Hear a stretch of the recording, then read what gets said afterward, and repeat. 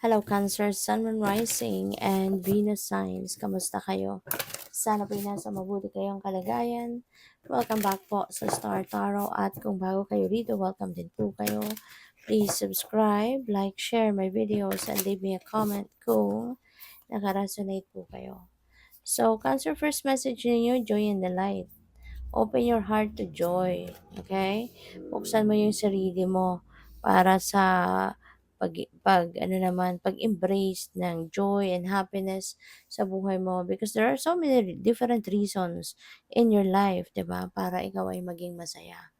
Okay? Maaaring hindi mo lang 'yan pinapansin or you're not taking action towards that, no? So, pwedeng gano'n ang ganap dito, Cancer.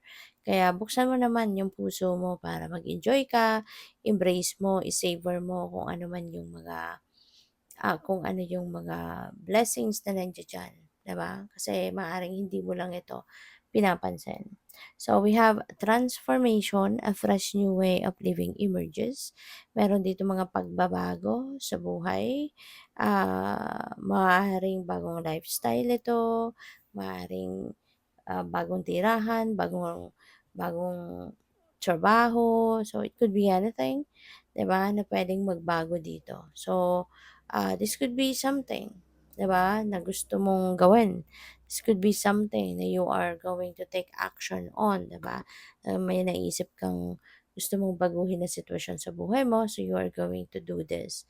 So we also have reaching your destination. Sabi dito, your light is shining brightly, no?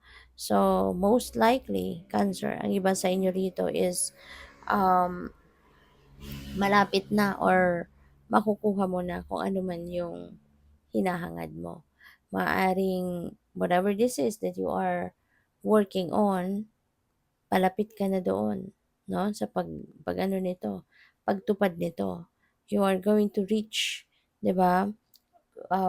You're going to reach towards kung ano man itong sinet mong bar para sa sarili mo, sa kung ano bang specific na bagay, no, na pinagsisikapan mo. So, kumbaga, within your reach na, abot kamay na, yung kung ano man ang bagay na to na gusto mong makuha. Kaya, sige lang, pagpatuloy mo lang yan, 'di ba? Magsipag ka lang, mag-continue to persevere. Kasi, malapit mo nang makuha kung ano man yung gusto mong ma-achieve dito. So, maraming salamat for subscribing. And if you haven't subscribed yet, subscribe na kayo. And also, maraming salamat din for not skipping the ads. Malaking bagay po yan sa akin. And also, please click the join button sa baba ng video kung gusto po ninyo na mag-join kayo sa membership. So, we have, may transformation tayo doon. There's another transformation card. So, nagpapakita lang ito, no? Cancer, na there are so many changes that are about to happen in your life. Marami ang pupwedeng maganap na pagbabago sa buhay mo. Okay? And this is beautiful. No? Tignan mo, napakaganda. May bulaklak, may rose. Napakaganda ng vibe.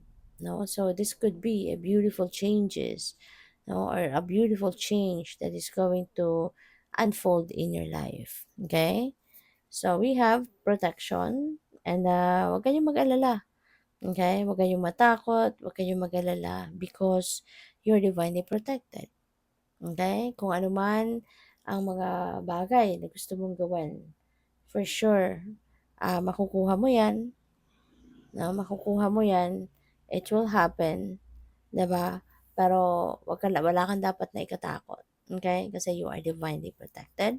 The universe, the rest of your spirit team are, you know, protecting you, guiding you. No? Ginagwardyahan ka. So, we have enlightenment. You may need, 'di ba, sa ngayon, enlightenment. Baka meron kayong mga gustong gawin. Maaaring meron kayong mga decisions na kailangang gawin din. Pero siguro, yun nga, baka meron kayong mga pagdududa sa sarili ninyo, sa mga ideas ninyo, sa mga iniisip ninyo. Maybe may mga pagdududa kayong ganyan. And also, maaari, no, Cancer, na sa ngayon, makukuha mo na yung kalinawan sa inyong isipan.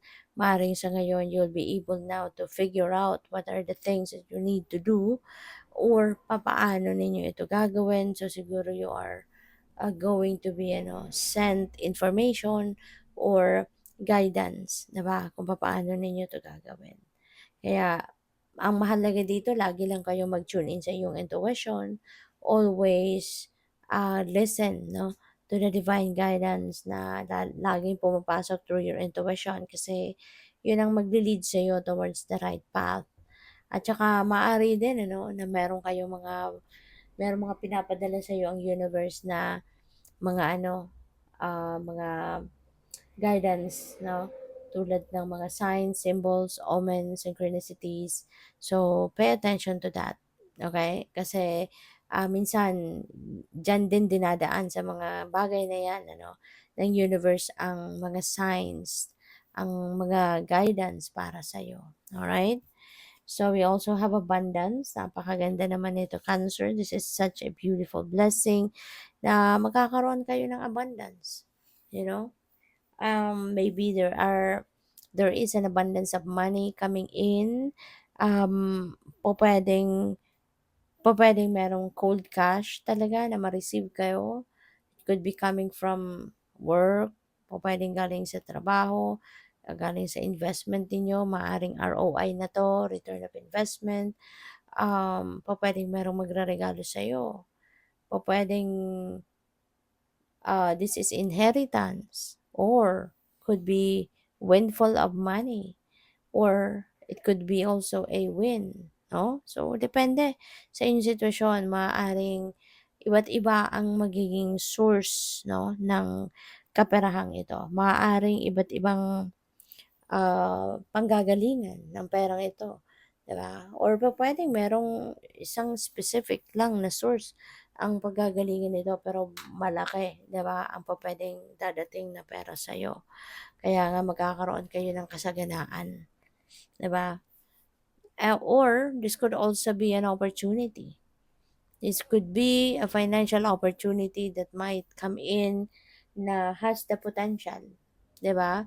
Na makapagbigay sa iyo ng material and financial stability, comfort, freedom, yung mga ganon, no? Kaya pay attention, no? Maaring meron tayong dalawang transformation energy. So maaring isa, no, sa mga pinakamalaking area of life, no, na magbabago sa buhay mo sa ngayon is this abundance. With this abundance energy is your kaperahan, no? Yung financial, yung finances mo, yung financial department, kumbaga, ninyo, maring ito yun, isa sa pinaka malaking area of life na magbabago sa ngayon, no? Maring your financial situation will change dramatically because of this blessings, no? So good luck sa'yo. Thank you for watching Love and Light. Namaste.